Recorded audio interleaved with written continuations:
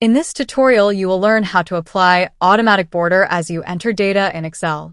Look at the screen. When I enter employee ID, row will have auto border.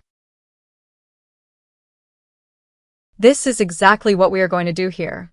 Let's get started. Select the range where you want to apply auto border. Here, for example, I'm selecting till row number 14, but you have to select until the row where the data will be filled. After selecting, click on Home tab, Conditional Formatting, New Rule.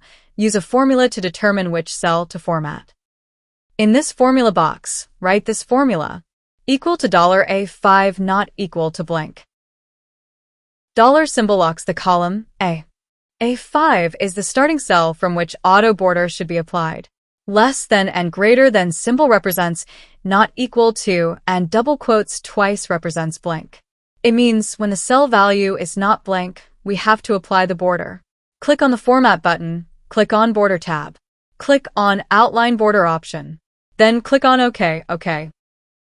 This will now auto-apply border in the row when employee ID is entered in the first column. To remove this auto border from the range, first select the range, click on Home tab, Conditional Formatting, Clear Rule, clear rules from the selected cells. If this video was useful, please give it a thumbs up by hitting on that like button. Consider subscribing if you are new here. Thank you so much for watching. See you in next video.